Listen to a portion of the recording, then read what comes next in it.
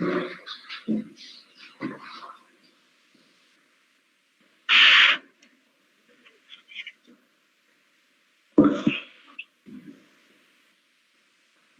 चालू करूं अभी मैंने स्क्रीन डिस्प्ले किया है।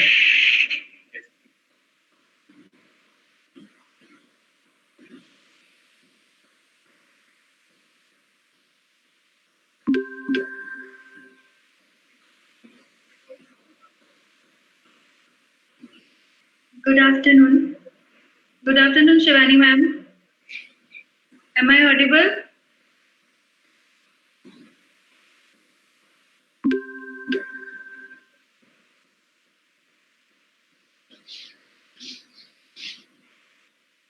Okay. Good afternoon, one and all present here.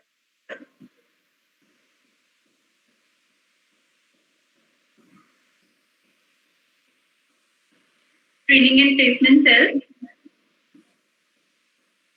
It's my great pleasure to be among the first to welcome you on this webinar. Today's webinar is on campus to corporate. Behalf of Parul University and Training and Placement Cell, I would like to welcome our today's guest, Ms. Shivani Bose, Director and Founder of HR Service. She is an expert in behavioral skill training. Shivani possesses a strong knack of connecting with the trainee across all levels and age group. She has done MBA in HR from Delhi University. She has more than 15 years experience in HR strategies, leadership development, change management, and human resource practices. Welcome, ma'am. Thank you. For further session, I hand over to Ms. Shivani Bose. Welcome, ma'am. Thank you so much. Thank you, Prashna. So very good afternoon to all of you. How are you all? So today's topic that we are going to discuss is campus to corporate, and my introduction has been given. So I just wanted to add, so I have almost 15 years of experience of training people in the corporate world as well as students and helping them prepare for the campus world, how to sit for interviews, how to crack GTs. And I'll be sharing a bit of my experience here. In addition to that, I'm also an NLP certified counselor. So I help a lot of people with their people skills, how to improve their productivity, how to achieve more efficiency, and also with relationship issues. So whatever I'll be talking here, I'll be combining both of them, right? That my experience of training as well as my counseling skills. So welcome all. So I'll just start with the presentation.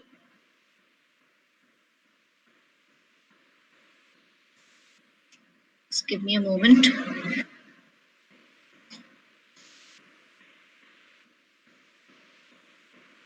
I believe that the presentation is visible to all. Our topic, as we mentioned today, is about campus to corporate. So we'll come to the first word. What is campus and what is corporate? And what's the difference between them? So there is a thing known as campus, where we go to different colleges, institutes, learn something. And this learning is a combination of theoretical and practical training. What happens when you take up a corporate job is there would be a lot of practical training. So no more theories, no more corporate gyan. What they'll be talking about is how you can practically apply it, whatever you have learned. Then college days are days that people enjoy. Whenever you think of college days, you think of your classes that you have bunked, the time you spent in canteen, how much you have enjoyed. When you enter the corporate world, things become very different. You have to be much more responsible. So things like, boys and girls sitting together talking, they can talk a lot of things, they can have a lot of jokes around, and it is all taken in the right spirit. When you get into a corporate, you have to be extremely cautious of what you're talking about, what you're saying to people, because everything that you say or communicate has a lot of repercussions. Now here, exams are a major qualifying criteria. So you have your assignments, you have your exams, and you are graded. That's how you move ahead in life. In campus, every day is like your first day at job, and you have to prove every possible day that you deserve this job. So there are evaluations that happen every day, and there are different kind of skills that different companies would look at. So they have different values. Like if you look at an organization like Tata, it values integrity over all other skills. So if you are high on integrity, chances are you would still be a part of the organization even if your performance is not so high. Now consider an organization like Reliance and or probably a Geo that is doing so well as of now. They're extremely bent on high results. So it's a very, very performance driven organization. So they follow a culture of perform or perish. So these are the skills or these are the core values that these companies imbibe. And you will be evaluated against these values every possible day. In the campus, you have to pay, right? You are learning something, so you pay the college fees and that's how you learn. What happens in a corporate is you get paid for what you are learning. So you will be learning a lot of skills during the job, and the good part is you get paid for it. But the bad part is in the college, you can afford to relax. You can spend time with your friends. You can afford to bunk classes. In the corporates, everything that you do is noticed. So if you turn up late in office, that is noticed. If you take more than half an hour, which is the allocated time for lunch, again, people will notice that. Their fingers would be raised. Okay, this person doesn't land up on time. If you take up a leave and don't inform your office, your image gets formed that this person is not professional. So there's a lot of difference between a campus and a corporate. Now, this is something that all of us are looking at, isn't it? That I want to work with a corporate. You want any good MNC, probably your dream company, to just offer this to you. So I would like to right now ask, what are the major skills that any company looks for hiring? So you can give the answers in the chat box, or you can even unmute yourself and answer. So what are the major skills that any company looks at? So any answers?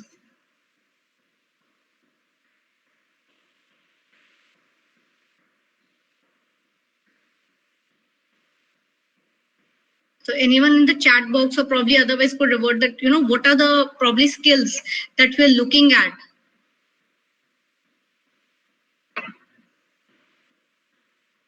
So right now, the corporate skills that we were looking earlier are something that we are also looking at as of now.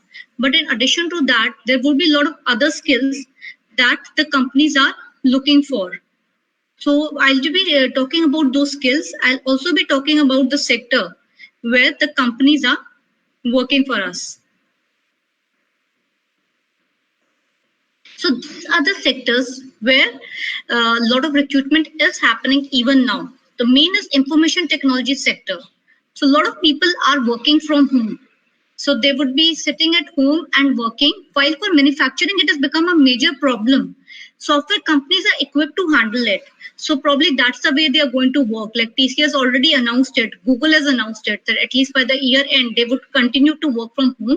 And they're also prospering out of it because they have saved on the essential cost of running an office, the electricity, the water bills. So yes, software technology, software companies would do very well. Internet companies like BSNL, MTNL, Reliance, Jio Broadband, they would do well.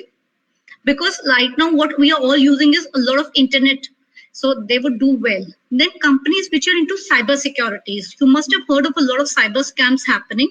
So people are looking for people who can help us with the cyber security. So that is an area which would do well. And another thing, apps. So now that we see that most of the work that we do right now is being done on apps. And now these apps, like there were certain apps which we used to use on a 30%, 40% basis. Now the usage is gradually increasing because we're all facing a lockdown scenario. So in the lockdown scenario, what happens is you tend to order things. And if you want to order things or transact business online, you need some apps. Then a lot of people play games. I think PUBG is a game everybody plays. So mobile games are here to stay, and anyone involved in the creation of this mobile games would do very well. Then telecom. So all of us have a phone. So we have, probably Vodafone or Jio or Airtel. All of them would do exceedingly well because we are extremely dependent now on technology, especially the telecom sector. Then healthcare sector. So needless to say, healthcare sector would do very well. So right now people are more aware of the importance of their health. So anything related with health as in hospitals, diagnostics, pharma companies would do exceedingly well because there's an increased awareness that my health should be fine, irrespective of other factors. Then wellness. So once I realize that I need to take care of my health, alternate sources of medicine or probably, the wellness centers, like anyone who's into yoga, into aerobics, into Zumba, they would do well. And like right now, a lot of online classes for these have started and people have started enrolling for it. So their need would increase in the future, and even once all this gets into a normal pace, people would like to go to these centers because we realize that we have to get our immunity in place. Only once our immunity is good, we'll be able to perform well. So yes, wellness sector would do very well. Even something like a dietitian, so who tells you about the right nutritious food to take or how to eat so that you can remain fit, would also do well. Then retail sector, in the retail sector, primarily someone who's dealing with grocery stores. So we know about DMart, Spencer, Big Bazaar. They are all doing exceedingly well. Their shares are also doing well. They're hiring in big numbers. They would do well. In addition to that, e-commerce. So e-commerce, like you think of all the online players that are helping us out, like Amazon, Flipkart, even Swiggy and Zomato are now delivering everyday essentials. So they would do well because people who were initially not buying online are also now preferring to buy online because they feel scared about moving out and ordering, going to a store and then buying things. Then e-commerce. So again, we have discussed selling over the e-commerce would do well. Digital marketing. Now, what has happened is, at least at the time when I was studying, there was no concept of digital marketing.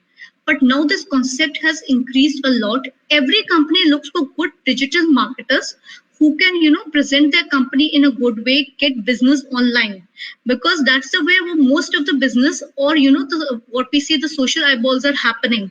So be it Instagram, be it Facebook, be it LinkedIn, people are all over this media and are looking for good influencers who can help them grow their business through good social media presence.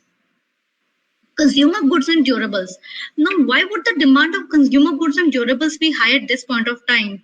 So we have come to a time where we realized that we had to work without any, household helps, maids, drivers.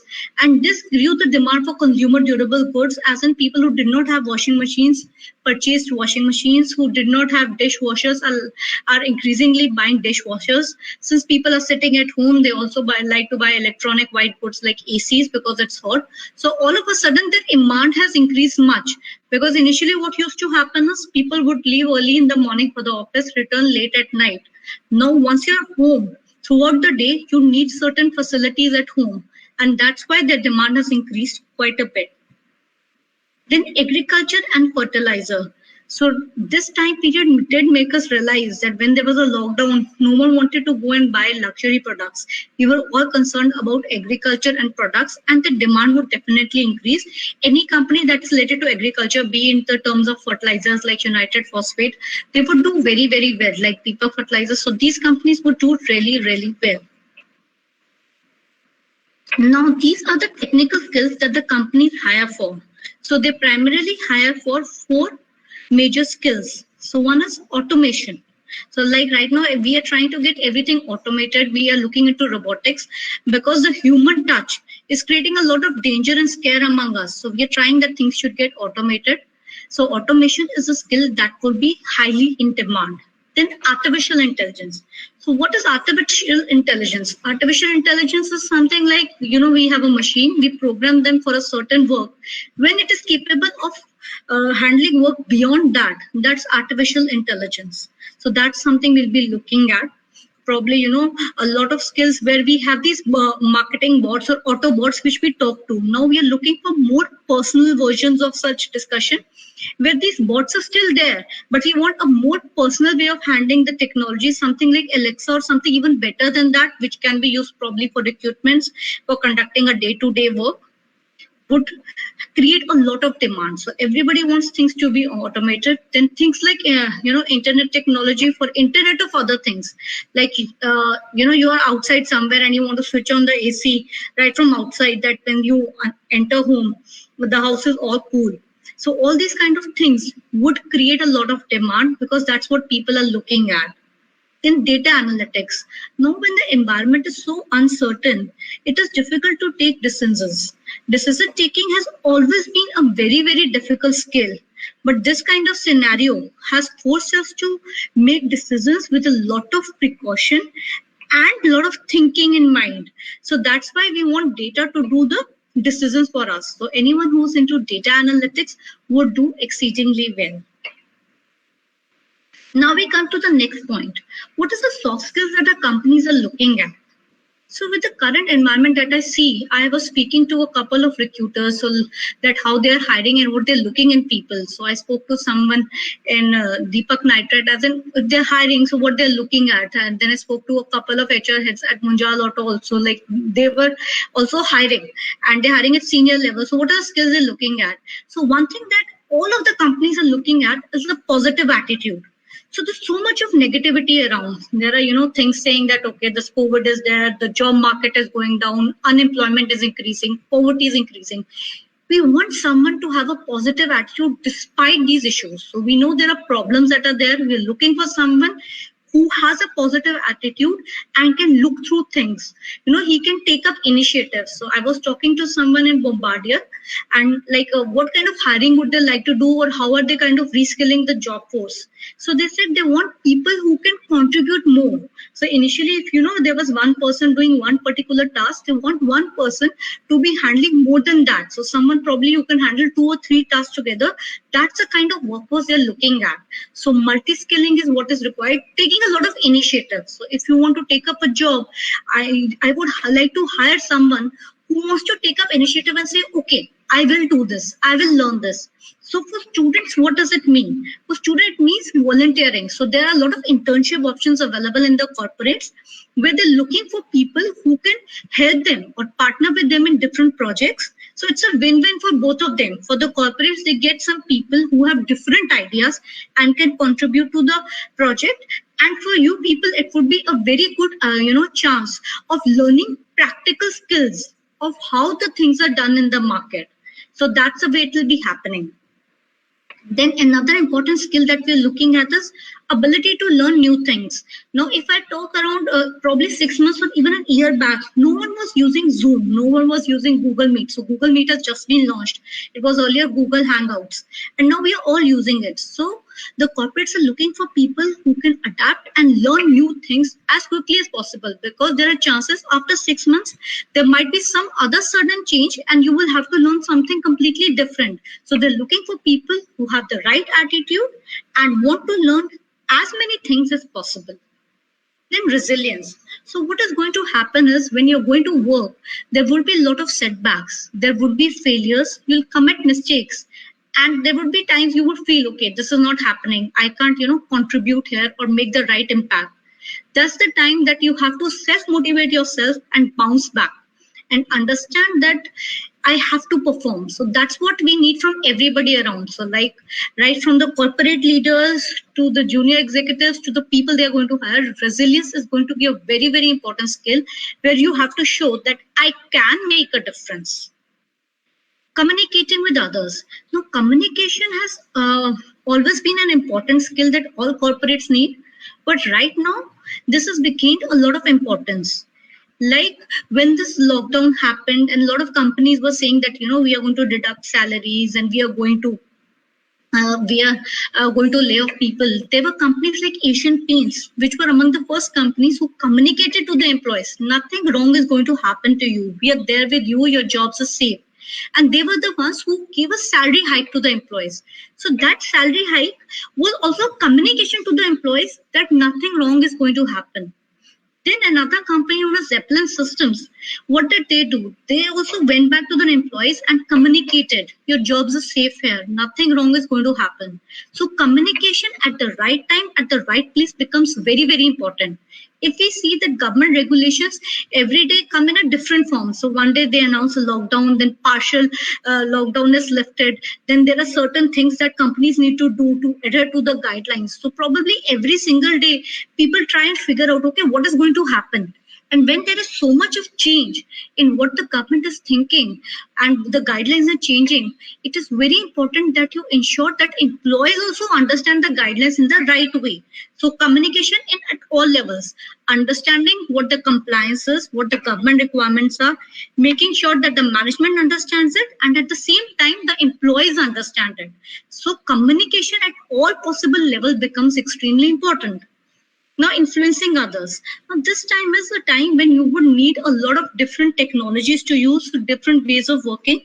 And once you have identified that, you'll also have to influence the people to use it, right? So there was a time when everyone would prefer meeting everyone online. Offline, like face to face, you would like to have meetings, interviews would be done like this. Right now, recruitments are happening online, and then a lot of inductions, onboarding is happening online. So all this requires a lot of influencing, talking to people around. So you have to be prepared to learn how to influence people, how to create an impact. Then creative thinking. So we are looking at different solutions. So there is a certain way of working, and we know these are the systems to be followed. But at the same time, we're also looking for someone who can think differently, get different solutions for the same problem. So everybody knows problems are there, but how do we solve it in such a way that we probably create an impact for ourselves, positively influence the company, and even positively influence the society? So that's what is being looked at. Team building. So creating a feeling of trust. So when you join an organization, what they're looking at a person is, first of all, a person on whom the company can rely and who can fit into the company culture. So he can make friends around, he can talk to people, he can talk to his colleagues, and slowly and gradually build a team for himself, where he doesn't have to work in isolation. He has to work with the team and work in such a way that the united effort helps the organization. So team building becomes important. And last but not the least, comfortable with technology. So what we are looking at is someone who's comfortable with technology, because technology is something that is here to stay. Someone who's comfortable with using computers, who's comfortable understanding everyday updations in technology, whatever apps are being used, whatever different digital devices are being used. So that would become exceedingly important. Now, what are the lessons for students in this? A major lesson for students would be, like I said, learn before you earn. That means you will have to volunteer for projects wherever you can. A lot of internships have been put on hold. I personally have been involved in helping a lot of students get internships. So like we have been collaborating with a lot of corporates, asking them wherever there are internships. So I'll share my contact details so you can check on my LinkedIn profile as well. So we have shared some interns profile, we have shared some job openings where you can all apply. The first thing that you need to understand is you have to learn before you earn. So chances are for another 6 months to 1 year, you would not get the kind of jobs that you are looking at. So whatever options you get to learn in the corporates, please utilize them for your advantage, because then you'll have something to show. Like, this is the project I did, and do a project where you can contribute something. So it's not that you join a company and you say, okay, I'm a trainee, so whatever work you do, I'll just finish that. Think beyond that. Try and take initiative. Ask them whatever extra work you can take. Try and understand the nitty-gritties of the problem, so that once you go and apply for a job and say that this is the project you have done, you can speak about it with a lot of authenticity, with a lot of credibility. Okay, this is what I did. So that's what everyone is looking at, someone who can add value. And another interesting point is prepare to be misunderstood. So, like Mark Zuckerberg of Facebook says, if you are over ambitious, people will always misunderstand you. They will say you're moving too fast, but that's not what it is. So a lot of times people will not understand your objective or how you're working, especially in corporates. There's a lot of times that would happen that people are misunderstood. There is confusion, there is chaos. The only thing is, stay focused, see what you have done, review your performance. If you feel there is something where you can improve, do work on that. And if you feel it's just negativity, treat it as noise and forget all about it. Then you're bound to make mistakes. So anyone who does work is bound to make mistakes. Making mistakes is okay. what is important is once you have made a mistake, learn from it and take steps to remedy the mistake. So as much as remedy you can make for the mistakes you have done, as much as you can learn at this time. So this, just treat this as the best possible learning opportunity that you have. Do as many online courses you can do. Try and talk to corporates. I'm sure there would be a particular sector that you're interested in, or there would be a dream company that you have. Try and get in touch with them and say that you want to work with them. Whether you pay me or not, I like to help and contribute them. So chances are when things improve for them, they might offer you a job, and it will also improve your experience, your technical skills, your learning ability of what this company works like, which you can use for another company as well. And build your network. Now, this is very, very important. Right now, I'm sure you would have a lot of friends. There would be places where you have done your projects. Besides that, build in your network on a professional platform like LinkedIn. So I'm sure you would be using something like Facebook or Instagram, but that is more for friends. If you want to grow professionally, make sure that you have a very professional presence on LinkedIn, and avoid using any kind of trolling mechanism. So, where you're trolling someone or you're joining groups which are, probably very sensitive to any caste or religion. Just avoid those things. Get away from them, because when a company is hiring, they tend to have a look at your profile. Right, so they have a look, okay, what says Facebook profile looks as. So if you have any kind of hate messages or messages which don't go well with the culture of a company, chances are you will not get hired. So make sure that your social profile is good, is something that any company would like to hire. So you can yourself today just go home or have a look at your profile and see, okay, this is my Facebook profile. If the company looks at my profile, will they hire me? Just think about it, and whatever things you need to delete from there so that your image becomes more professional, please go ahead and do that. So this is something that is very important. Resilience, I spoke about it earlier as well.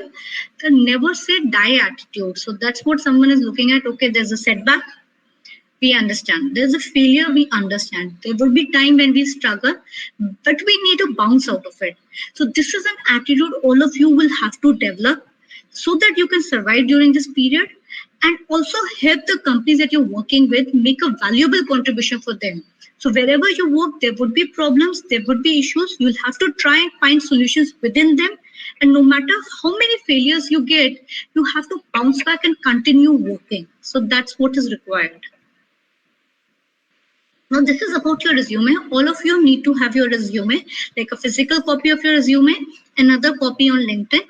There are certain basic things that you need to take care of when you're preparing your profile on or a proper CV.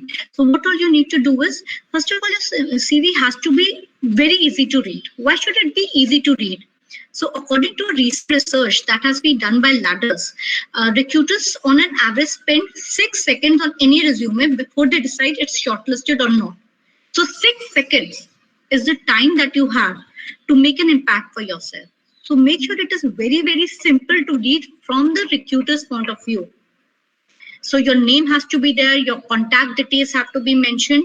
Your contact details should be such that maybe the company keeps your resume today, they keep it in the database, and they might contact you after 6 months, probably even after a year. So I have faced that when I was working and we had a campus placement. So there were people who were called after 4 to 5 months of giving their interviews. They thought that they had not been selected, but they were called after that. So these things happen.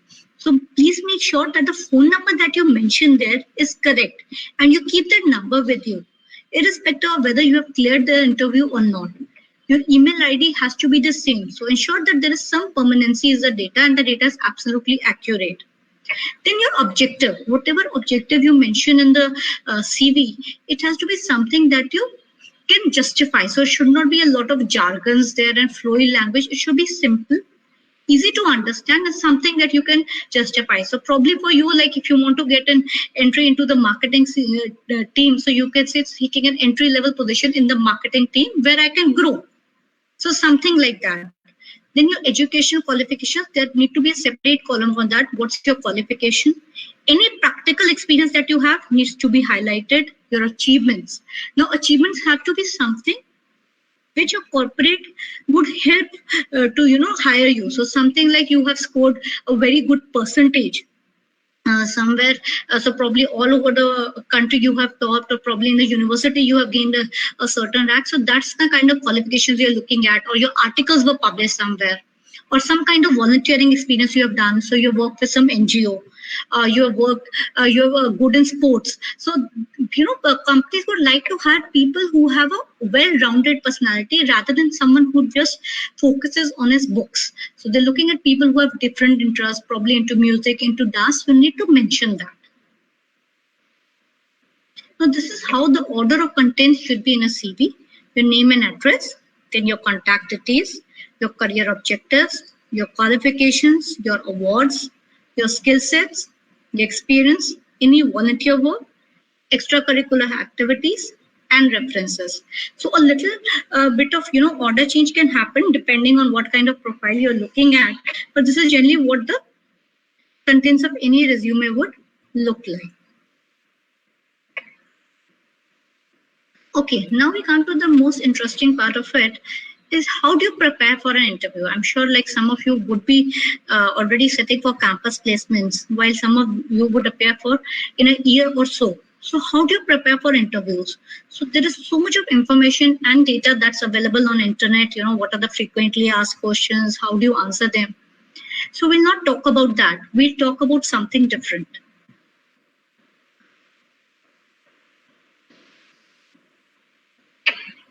The most important thing for clearing any interview is practice is the key.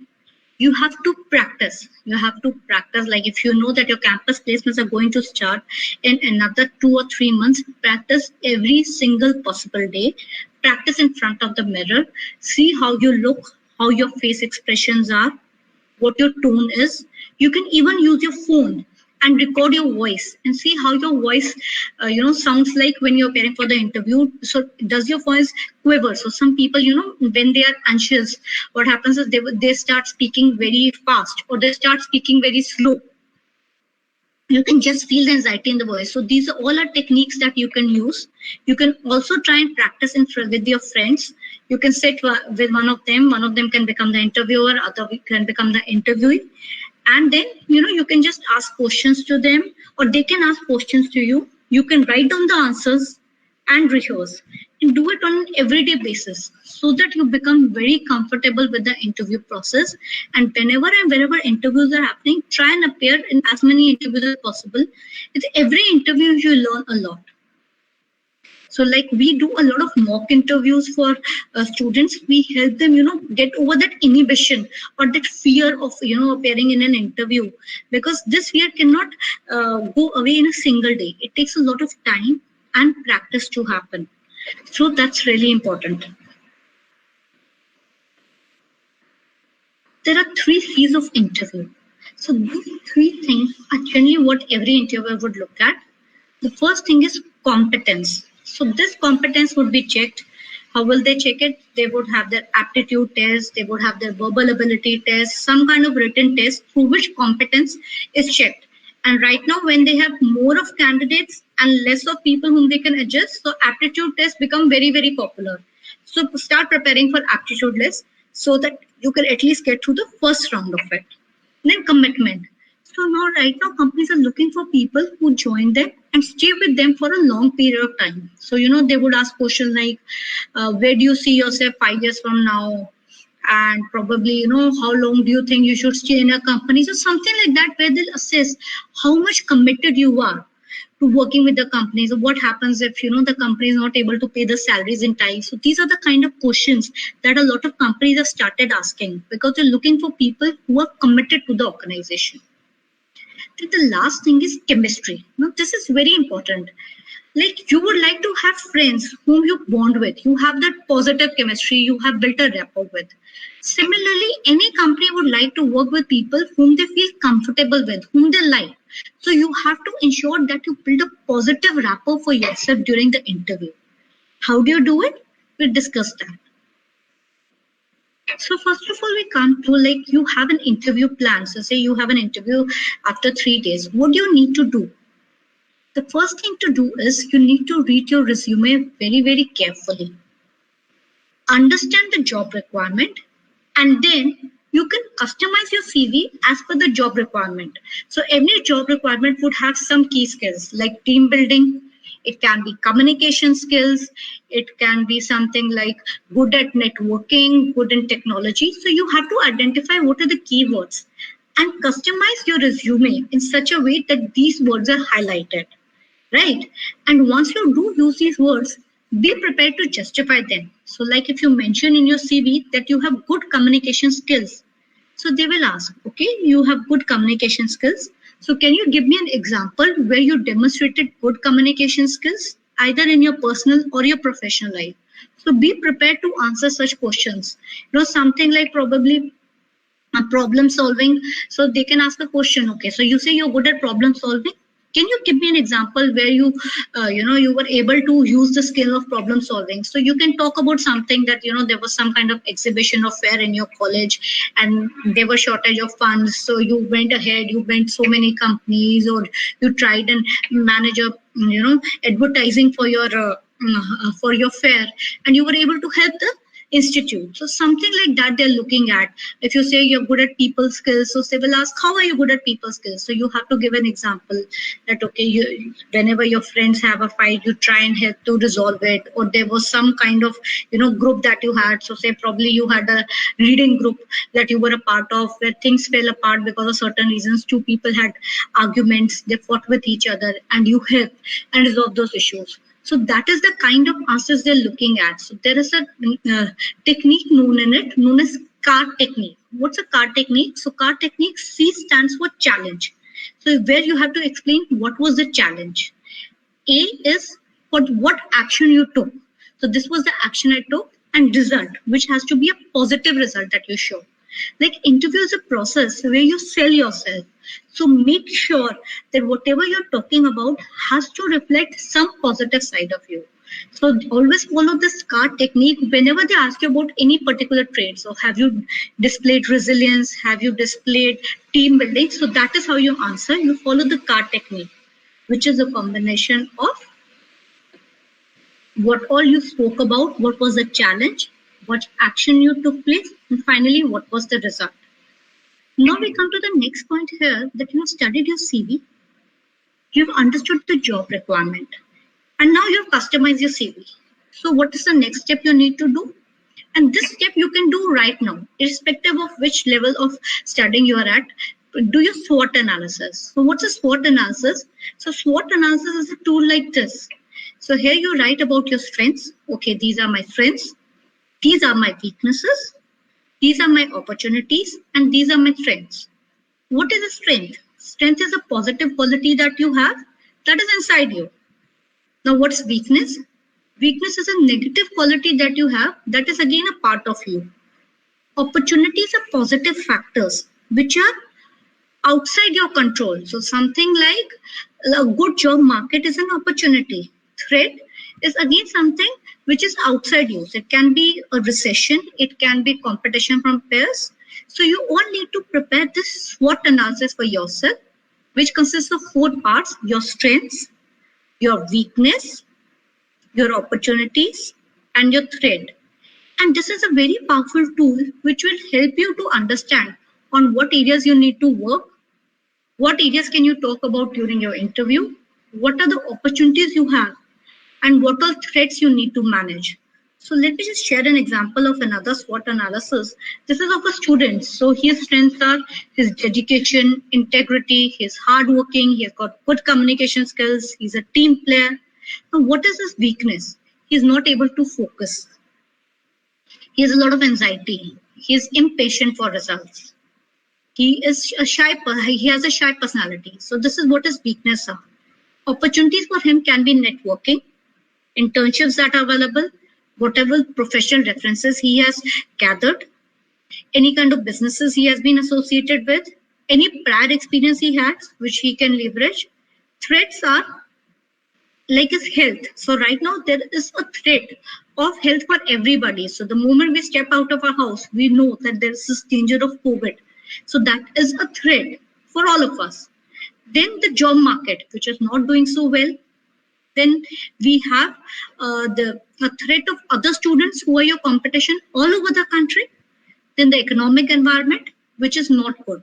So this is one tool I will recommend all of the students to use right now, so that you can plan how to work on your weaknesses, how to manage your strengths, and how to leverage your strengths so that you can achieve whatever goal you have in your life. So all of you would have different goals. Some of you would like to go for higher studies, some of you would like to work with corporates, some of you would like to have your own business.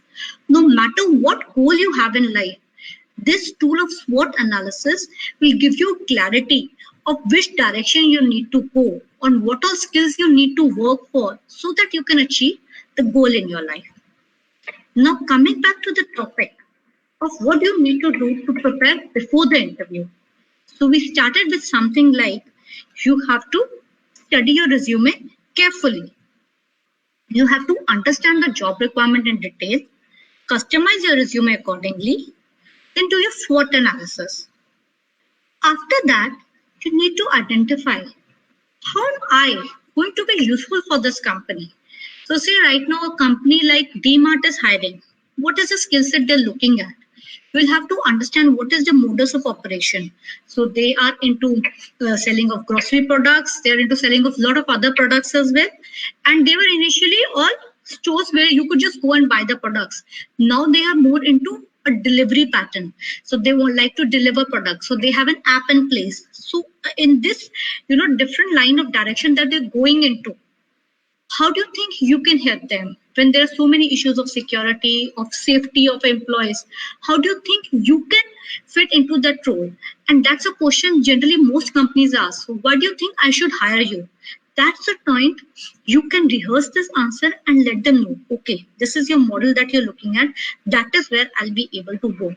Like for Mahindra and Mahindra, there was one candidate whom they selected who was not even a graduate, he was an undergraduate. Based on what?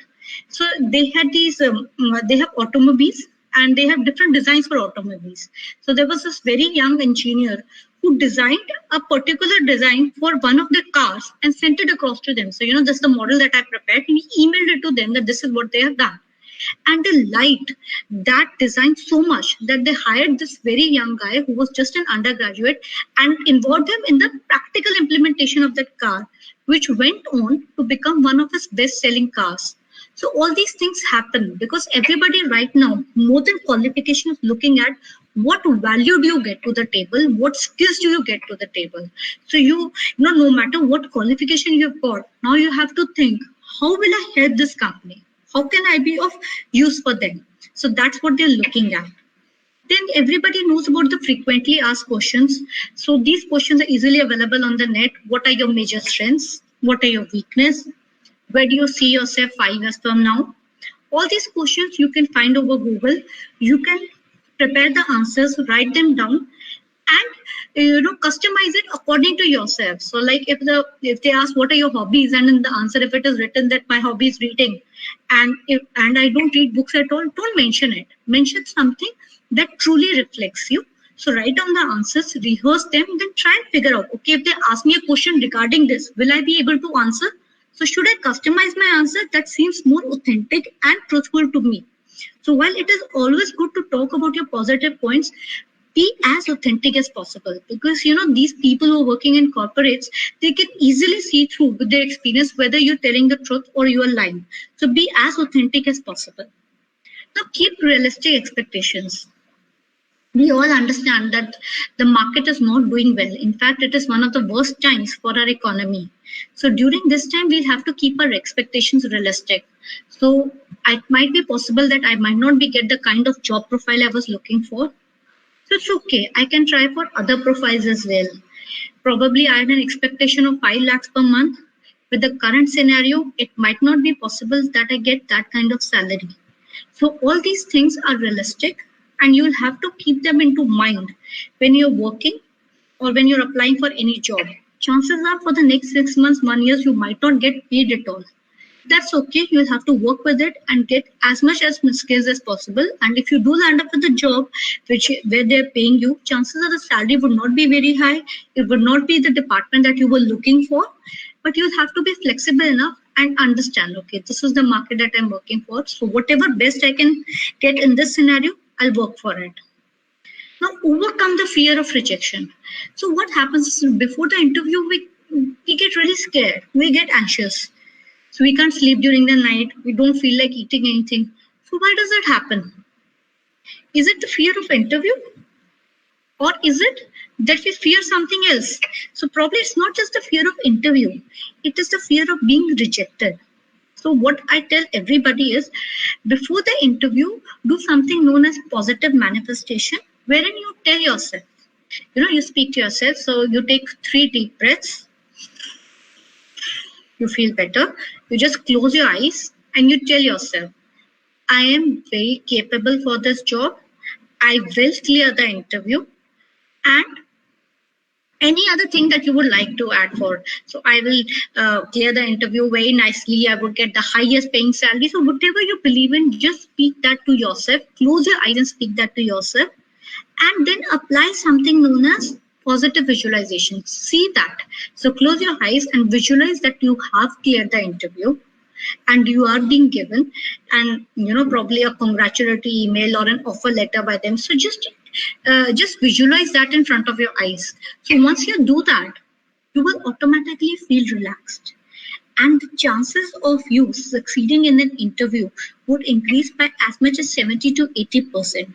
So these techniques of positive manifestation and positive visualization really work, not just for this scenario, any difficult scenario that you're going to face. Just try and do it and you will see amazing results happening. So this we have talked about SWOT analysis. Now, once you have to go for an interview, what all do you need to do? First of all, you have to be confident. So like I said, you might be very anxious. So before the interview, take 3 or 5 deep breaths. You will automatically feel relaxed, have a little water and chant some mantra. So any kind of mantra that gives you, relaxation or keeps you into confidence, just use that. So something like Om. If I were to do it, I would probably chant Om 5 times and it would just make me feel okay. For someone, like this movie, if you have seen 3 Idiots, all is well. So something like that. Or I am the best. So something like that, just tell to yourself whatever mantra you like, speak to yourself. So 3 deep breaths, chant the mantra that you want to. Positive visualization. Visualize yourself as clearing the interview or the interview going on extremely well. And you will appear very, very confident for the interview.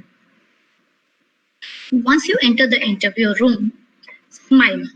Smiling is very important. Greet all the interview panelists. So greet them nicely. And then once they ask you to sit down, take a seat. And when you sit straight. So your backbone has to be absolutely straight. So there is a very, very important influence that you can have through your positive body language. Like interviews would listen to the words you're saying, but they would see your body language all the time. So we'll talk about body language, how important it is, and how much can it influence the interview success. So we'll talk about it. We'll talk about it in detail. The next point after this body language is be yourself. So like I said, in your interview, you have to show yourself in a very positive line, but you have to be authentic about yourself. Like, when you go to a mobile shop and they show you all these phones, that OnePlus is there and iPhone is there, they show you all their qualities. Okay, this phone has these features, so many features. They never mention that probably the phone would be updated or a new version would be coming in 2 months. So similarly, when you are there for the interview, you have to sell yourself. You have to talk positive about yourself, but at the same time, you have to be authentic. Like if they ask you a question, are you comfortable working in shifts? And you say, yes, I'm comfortable working in shifts. And once you join them and they ask you to work in night shift, you say, no, I can't work in night shift. That creates a problem. So you have to say what is correct, what you can do, what you cannot do. So be as authentic as possible, be genuine. So right now, everybody is looking for genuine people. So be as genuine as possible. speak clearly. There has to be a voice modulation. So what happens is, if we are scared, so we tend to speak very fast, and that happens is that we would just speak in one go.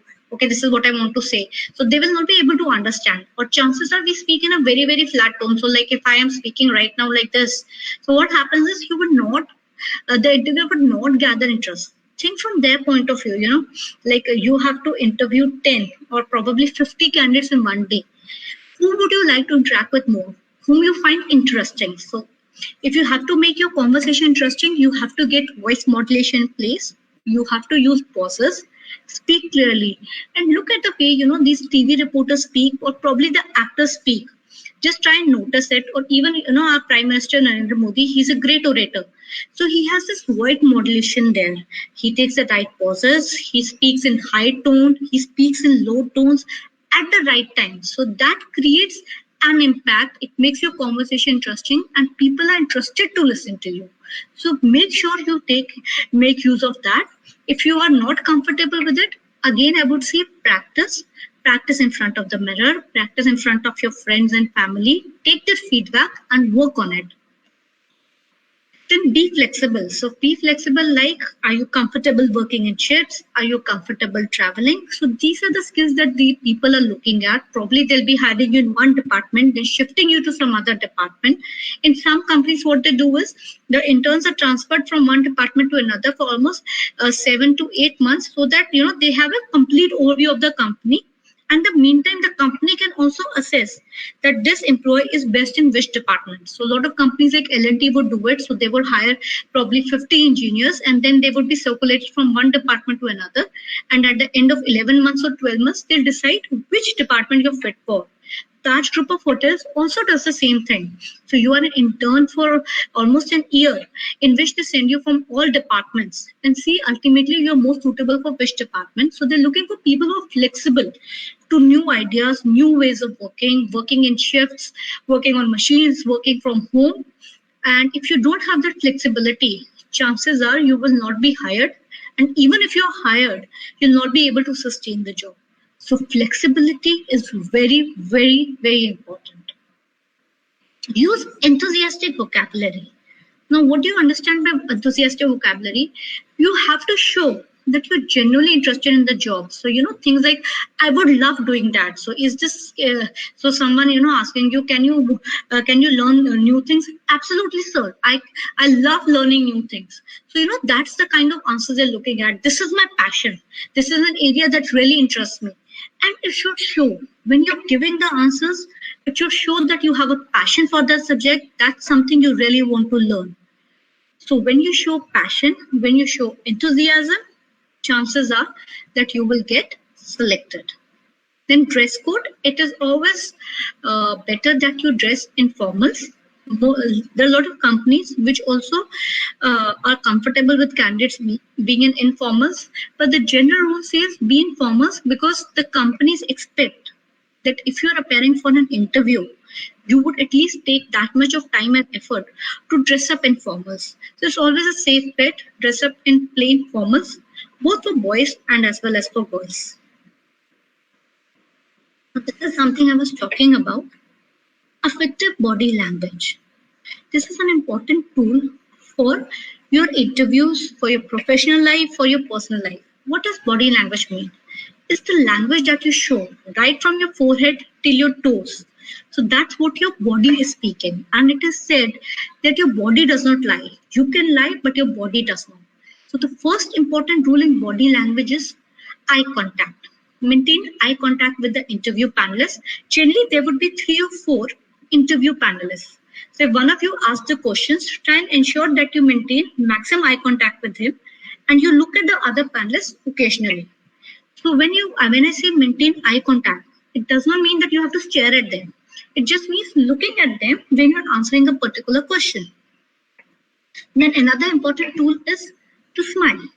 So when you smile, so smile is like when you just enter for the interview and you're greeting them, then probably when they ask something which is a positive thing that you're sharing. So tell us some positive experience you had while you were in the college, or tell me about your strengths. Tell me about what you're passionate at. that's the time when you can smile. And it will reflect positively. Also, once you're leaving from the interview and you gradually thank them, that's the time you should smile.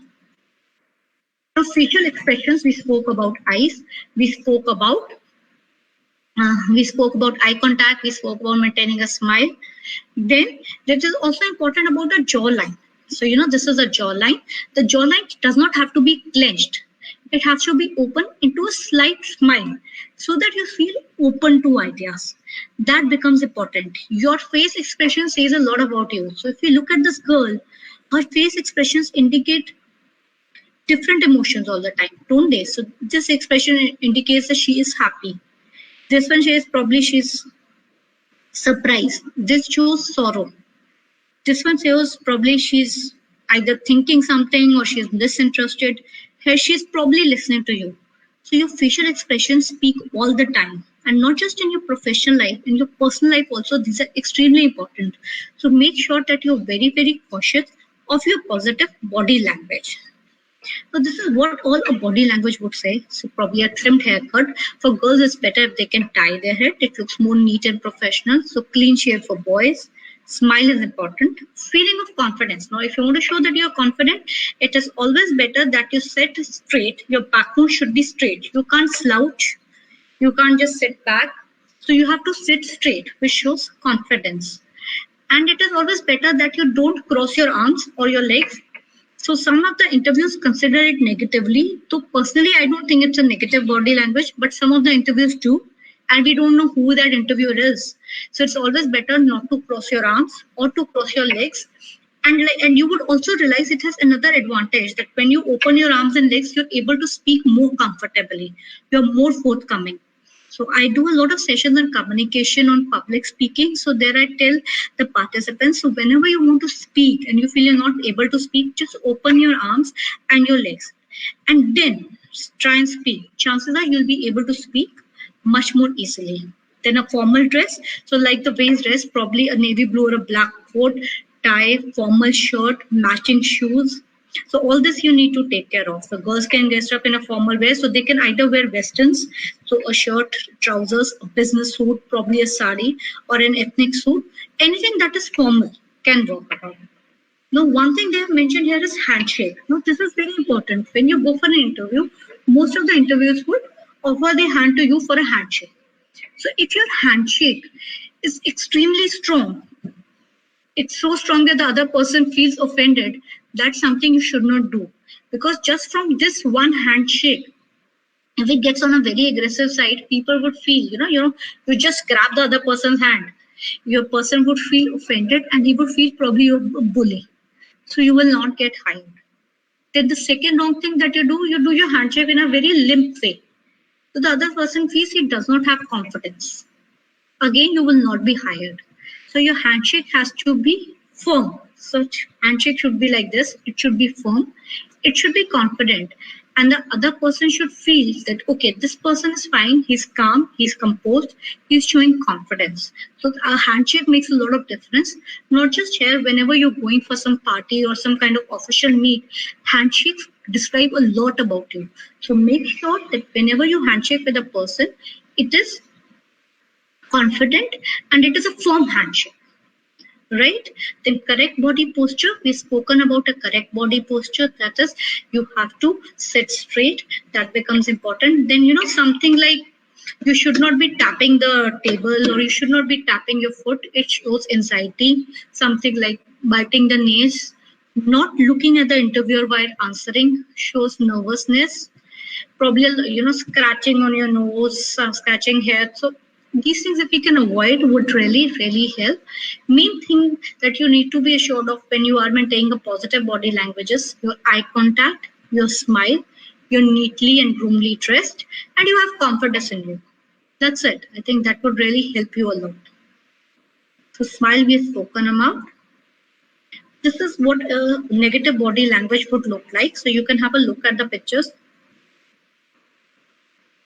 So in the first picture, if we see this person looking at the time, so it's already bored. He's not interested in the conversation. The next picture, if you look like, so this person pretends that he's writing. He's not even listening to the other person was saying. So it shows that, his eyes, his face expression, the way he's sitting, he's slouching back. So all this indicate disinterest. So that's the kind of body language we don't have to exhibit in interviews. Now, these are some of the mistakes that we do while committing and, while going for an interview, and which can create a lot of problems for us. First thing is being late for the interview. So it is better that you reach the interview ahead of time. Never be late for the interview. Some of the interviewers are very punctual and value the time a lot.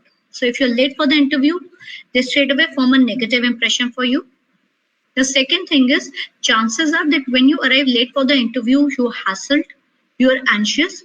So the interviewers would feel that, okay, this person is not confident, whereas the hustle might just be because you have arrived late. So always be there for the interview in time, or preferably at least 30 minutes ahead of time. So any kind of issues like traffic jams, vehicle being punctured, not getting the bus, the cab not coming in time can be avoided. At least reach there 30 minutes before the interview. For someone like me, I at least reach there 40 to 45 minutes before the meeting. Like I have a lot of client meetings. So if I have to go for a meeting, I would reach there at least 30 minutes before, so that, I can get used to the place, grab a glass of water, probably just get a little calm and composed, and then start the meeting.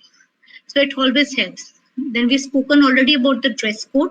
So chances are if you're dressed up casually, they might consider that you have a casual attitude. So always dress up formally. Show that you've taken that effort to be formally dressed for the interview. So it creates a positive impression. Now, being rude to the receptionist or the security gate. Now, if you are going physically to attend the interview, so you might meet the receptionist or the security cast first. If you talk rudely to them, your impression gets formed that this person does not have good people skills, or probably we shouldn't even hire them. So because whatever behavior you exhibit to them, that information very quickly gets passed on to the HR, and it will create negativity for you. And right now, most of the interviews are being done virtually. So you'll be having an interview on a digital platform like Zoom or Google Meet. So they probably, someone from the IT team would first talk to you, and you'll try and see if things are working out. So be nice to them. Cooperate as much as possible. It reflects positively on you. Chances are they would also add a positive word for you. So be courteous to anyone and everyone around you, especially the company employees. Starting on a nervous note. So like it is said, a day well begun is a day half done. So it's like if you start the interview on a positive note, chances are your interview will go on exceedingly well. So just try and focus on the first part of it.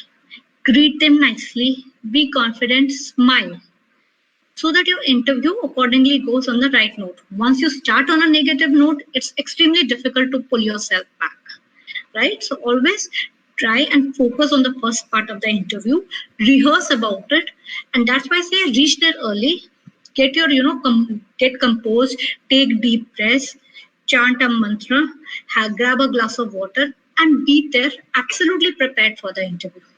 Right? Now, something you should not do is giving a monologue. So monologue, this we've spoken about earlier, that is when you say something in one breath, you don't take pauses. So if you do that, chances are they'll not be able to understand you. And most of the time, interviews have so many candidates to meet that they might not even take the effort to understand you. Say you speak slowly, they'll be like, okay, let's just reject him. So let's not get to that phase. Let's try and speak slowly.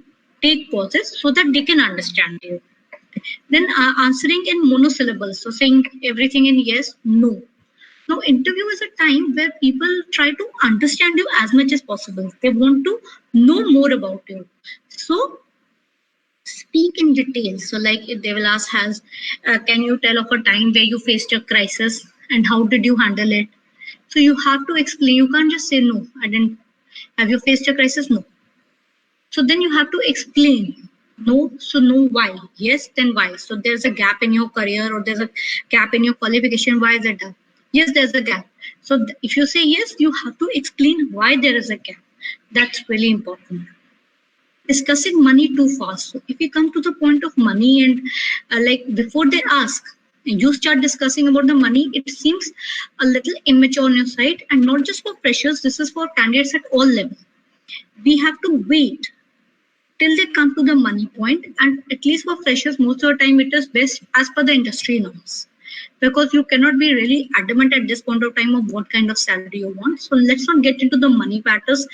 First of all, let's not ask about it on our own, and when they ask, it's a good answer to say it's a negotiable or it is as per the company norms. And the last thing is having no questions to ask. So after every interview, you should have at least one or two, questions which are relevant that you can ask. So my suggestion is, don't just ask questions for the heck of it. Ask questions which make sense. So like if you're applying for a job in a HR department, you can ask for questions like, what kind of culture does the company have? If you're applying for marketing, so then you can always ask something like, what are the various modes of or mechanisms of sales distribution that you have, which would show that you are interested in the job. What would my job profile include? So all these questions are questions that you can ask, which would show the interview that okay is interested in an interview. And like speaking from psychology point of view, since I'm a counselor, what happens is there are two parts of an interview that are very important. The first part where you create your first impression, and the second is the last part. So even according to the law of recency, it says what happens in the last, we tend to remember the most. Try and create a very pleasing personality about yourself. Show that you're thorough about the company, you have read about the company. There's some news that came about the company and how they're addressing it, or some good steps that the company has taken up. So just talk about it, so that they would know that you've studied the company. And secondly, it would show that you have an interest in the way of the working of the organization. It can probably show your analytical skills. So that would become an advantage for you. And once leaving for the interview, always thank the interviewers for your time. So thank all of them for their time, smile, and then you can leave. So once that is done, I believe your interview is very well done. So once the interview is over, we get the time for review. Then we have to try and understand, okay, this was my interview. So after that, my recommendation is once you reach home, immediately try and write down what were the questions that were asked. How did I answer the questions? Were my answers good enough? Could I have included something? How was my body language? If you can remember, did I stammer at some place? Did I get uncomfortable somewhere? So these things you'll have to think about. Did I research enough about the company? Was I aware of the latest trends that they had? Was there something I needed to work on? So once you have prepared this list, you would know what are the things that you need to do for your next interview. Because once you give an interview, it would take some time for the interviewer to find out whether you have been selected or not, and you'll be appearing for more interviews. So it is always good to review how your interview went and what things can you work upon. It would help you a lot in your personal development and to become a better candidate for the next interview. And it is said, every time I thought I was being rejected from something good, I was being redirected to something better. So if any company rejects you, don't take it personally. It means you might just land up with another better company. How do you handle placement rejections? So like I talk about myself, when I wanted to apply for an interview, so I had a passion for HR. So I have studied from Delhi University and I wanted to apply for a job in HR. And fortunately or unfortunately, that year what happened was that most of the companies that came there for marketing. And I did not want to apply for marketing jobs, so I did not appear for a lot of interviews. And towards the end, I appeared for a couple of interviews, which were again for marketing, because there were hardly any HR companies. I got rejected. So, I had this in mind, okay, there's something wrong with me. I'm not getting a campus placement. What will I do? My parents' hard-earned money all going waste. And towards the end, there came this company like City Financial. I sat for the interview. I got selected. in the HR department, got a fab salary. It was among the highest in the campus. So I believe it's like if one company doesn't select you, it is largely for the kind of culture fit that they're looking at. It doesn't mean that you are wrong as a person. So there are certain points like the interviews that did not clear were primarily because I was not a marketing candidate. I was an HR candidate. That's where my passion was. And they could easily see that through the interview. So once I got the right company, I was able to clear that. Whenever a company rejects you, don't take it personally. Do understand that there are better companies who would be willing to hire a candidate like you. So that's what my personal example was. Now, how to handle placement rejections. First thing is, one interview does not crack is okay. Accept the situation. You have to accept, okay, I'm not cleared this interview. And like I said, don't take it personally. It's not about you. Most of the time, freshers are hired for a culture fitment. Like Cafe Coffee Day, a friend of mine was rejected in an interview in the preliminary round. And later on, Mahindra & Mahindra hired him.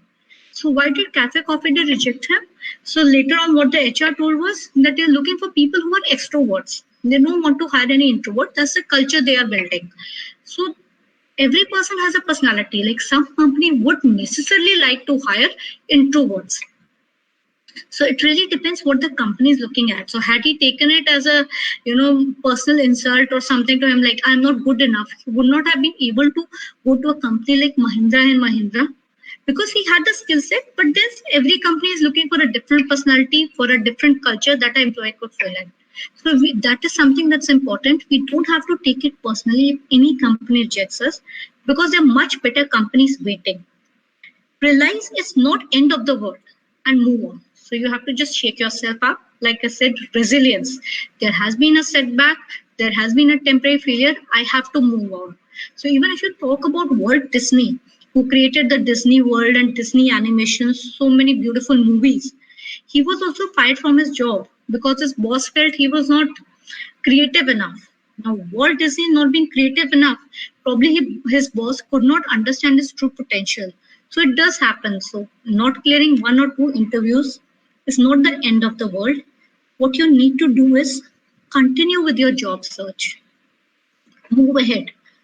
Rewind to think what could have gone wrong. So like I said, do your evaluations. Okay, what did I say? What else I needed to say? How can I answer it in a better way in the next interview? How can I show more confidence? Work on these small little tips. Work on your weaknesses. So we all have weaknesses. I don't know a single person who would not have a weakness. Whatever weakness you have, work on it and you will get the results. And lastly, be positive. Be always positive, no matter what the circumstances. Have a positive attitude in life. If not this company, there would be perhaps another better company waiting for you. So this we already spoken about. So these are my contact details. Beyond this, if you have any questions regarding how to prepare for the campus world, what are the attitude we need to build for it, you can contact me at this number. I'll be more than happy to help. So my company, Proud HR Services, we help people to prepare for the campus world. We give them a lot of direction, career counseling as well. So if you have anything that you would like to discuss, please, you can contact me at this number. So thank you so much.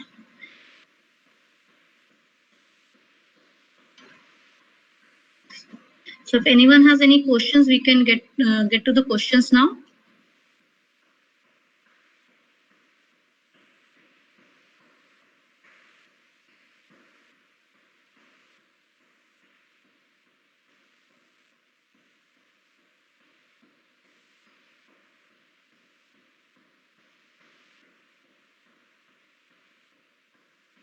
If there are any questions, you can just put it in the chat box, or you can just ask them. Thank you so much, ma'am. You're welcome. You gave us a very important and valuable knowledge. So yes, there are some few questions. Yes. The first question is,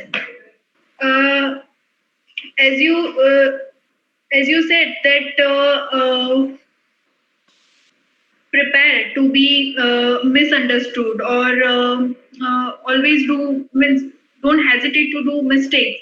But in this time, like in this current situation, does it actually if we make mistake तो ये fear रहेगा, अगर हमने mistake कर दी, अगर हमने गलती कर दी, कुछ गलत like behaviour and all, so क्या हमको जॉब मिलेगी in this current situation? Because lots of thing come between a way कि आप ऑनलाइन प्रेजेंट हो रहे हो, so there might be issue of eye contact or there might be issue of body language, so how to deal with this problems in this situation?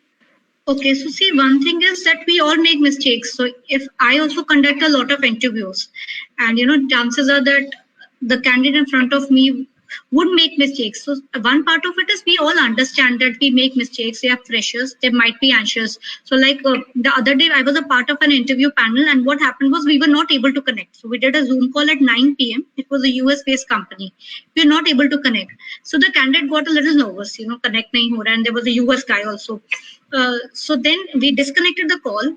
I called him up and said that it's okay. If it's getting disconnected, it's not your problem. It's a network issue, and we don't know from whose end. So that's okay. So a lot of things can go wrong in an interview, and that's okay. Whatever goes wrong, just remain your calm.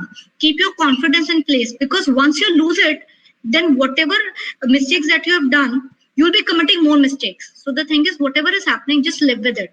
So chances are, like, if you're appearing for an online interview and someone just passes through, can happen. You're in your home, so can happen. The thing is, if it happens, just say sorry. So someone just passed. So someone just passed from here. So you can just do that, or you're sorry for the interruption. Just that's okay. And like if you have to prepare for an online interview, like you're doing through Zoom or Google Meet, the best thing to do is to practice it prior.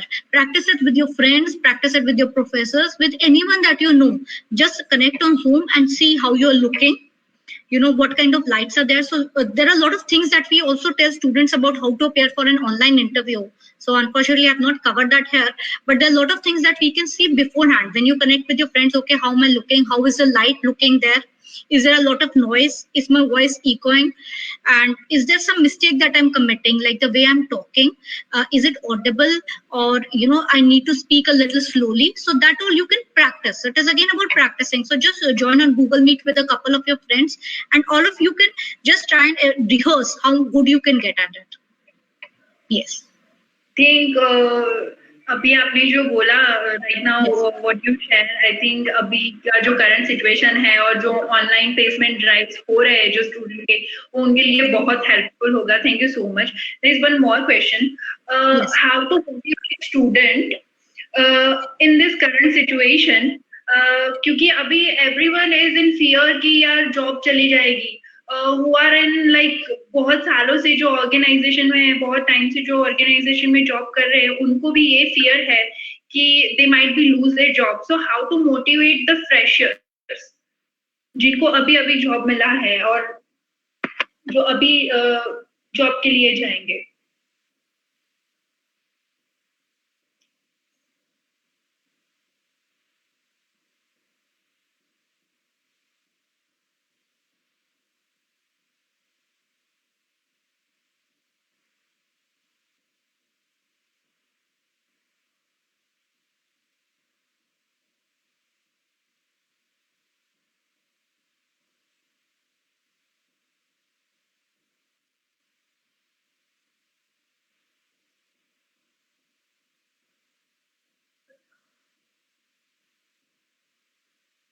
क्यों लागे છે?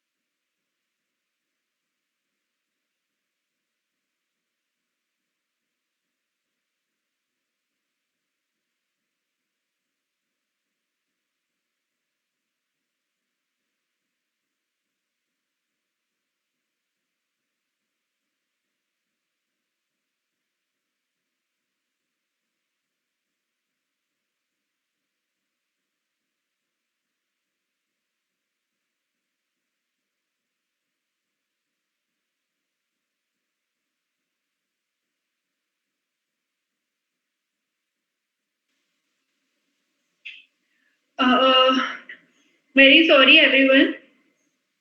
Oh. Hello, ma'am. Hello. Am I audible, ma'am? You are not audible, actually. Can you hear me now? Yes. Sorry, ma'am. There might be some network issue. Yes. जैसा अभी आपने इसके बारे में बताया. So yeah, there is some. We had a practical example. Yeah, thank you. Yeah, so another question is how to motivate the student as if in this situation, as everyone is in fear of losing, they might be lose their job. So especially for the freshers, जिन्होंने अभी job start किया है, अभी company corporate को join किया है, so how to motivate them? So, like, if you have to motivate them, one thing that's important is please tell them that this situation, this crisis is not there for another 2 or 3 months, it's going to be there for another year. So, you'll have to live with it. And also, the chances of firing people would happen generally at a very senior level because they try and do the budget cuts, not at the entry level. So, at entry level, generally, salary cuts are, or even the job firing is lower. What they need to focus on is not why, if they lose their job, what will they do then? What they need to focus is how can they contribute to the company? What all extra projects can they do? So they can just go and ask their boss, is there any extra work can I do? Is there any other project where I can work in? Ensure that, they work really hard, contribute to the company. So the main thing is about creating an impact. And how will you create an impact? When you spend a lot of time and effort on learning and making a value for the company. So somewhere you have to create a value for the organization. Do as much work as you can. Take up as many projects as you can. So that's all we can do. Okay, nice one more. Yes. As you said, for automation and IoT, it's something about reduced manpower. Yes. Is there a chance that will reduce the employment opportunity for skilled and ground level employees?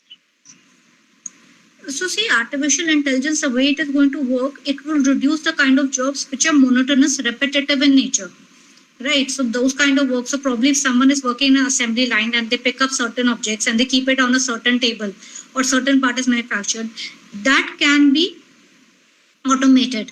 But something like where you're doing something creative, like a creative designing, so how the products are designed, how the things are sold over internet, these things cannot be automated.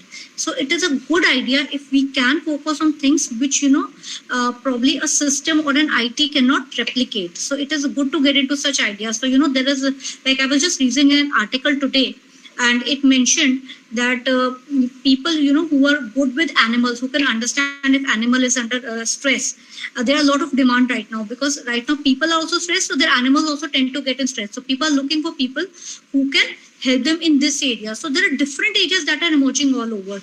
Like diagnostics is a field which has huge demand as of now, and we don't have so much of manpower to handle those kind of demands. So yes, it's a time where there would be reskilling. So I wouldn't say we wouldn't need people, because I personally don't think that artificial intelligence can ever replace the intellect and creativity of a person. But yes, there would be certain changes where reskilling would take place. Certain jobs would shift to some other sectors. That would definitely happen. Okay, so there is one more. Yes. How to be confident enough to crack interview in this pandemic situation? So I spoke a lot about how do you develop confidence for these interviews, as in you have to have a positive manifestation, a positive self-talk to yourself, positively visualize yourself, and be surrounded with positive people who inspire you. Don't watch a lot of news, don't watch a lot of negativity, because it does impact us. And above all, the most important thing is how much you practice. What we do is we have students have a role play every single day. So we have interviews, we do different kind of interviews, stress interviews, and we do interviews which ask creative questions. We also do interviews where we ask questions. No matter what the candidate can handle it in a smooth way. So I believe practice is the key. And like you said, some people face technology issues like the way we just face right now. So the idea is just to handle it with ease. Okay, this is what happened. Now, how do I handle it further? Okay, thank you so much. Thank you so much, ma'am. You gave us really very important really very important things you share with us, and it will actually really help our faculties and students as well. So thank you so much for giving us your very precious time. I would like to thank behalf of Parul University and Training and Placement Cell. Thank you so much, ma'am. For further, I would like to thank Parul University for giving me this wonderful opportunity. Ma'am, we are looking forward for the further association as well. Sure, Pragna. It was a pleasure working with all of you, and I love working with students. So if anyone has any issues or any of the faculties would like to get in touch with me, if you face any kind of challenges, I would love to help. I would love to help you. So looking forward for a long association. Thank you so much. Stay safe. Stay safe. Thank you, Pragna. Thank you, Brajesh, and thanks a lot, Deepak. So I believe we did a lot of coordination. So a lot of thanks to Deepak. Thank you. Sure, ma'am. Sure. Thank you very much. Thanks, Deepak. Bye. Bye.